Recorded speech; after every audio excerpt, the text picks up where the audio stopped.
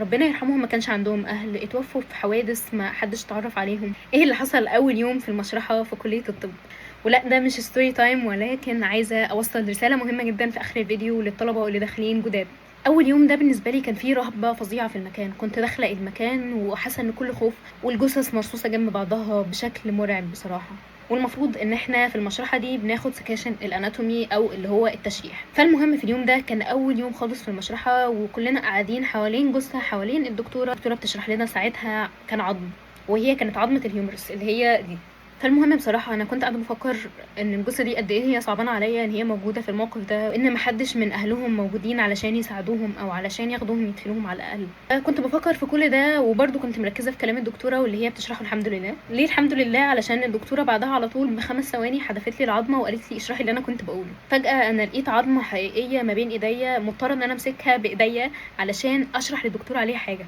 كان بصراحه حاجه ضروريه بالنسبه لي، اكتشفتها بعدين ان انا اكسر رهبه المكان والخوف اللي كان مسيطر عليا في اللحظه دي واليوم ده. ولكن ساعتها الحمد لله ان انا عرفت اتمالك اعصابي، وعرفت ان انا اشرح الحاجات اللي الدكتوره كانت بتقولها.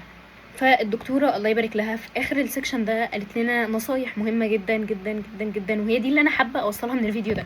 الجثه دي كانت في يوم من الايام حد عايش زينا، بيتحرك بياكل بيشرب، عنده عيله او مش عنده عيله.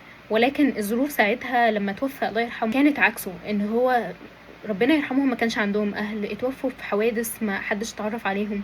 الاف السيناريوهات المحتمله لمصير الجثه دي ان هي توصل لك في المكان ده علشان انت تتعلم. فلو سمحتوا احترموا خصوصيات الجثه دي، واحترموا خصوصيات اي حاجه محطوطه في فورمالين في بوكس او في اي حاجه اللي موجوده اكيد في اي كليه طب.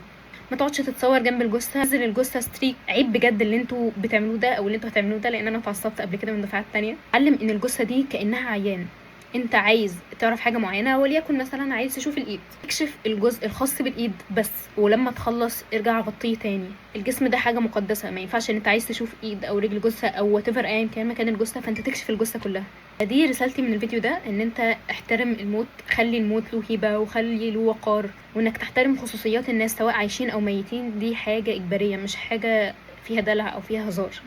وبس كده. ده كان فيديو سريع بسيط علشان بس افكركم بحاجه مهمه هتتعرضوا لها كتير في الكليه.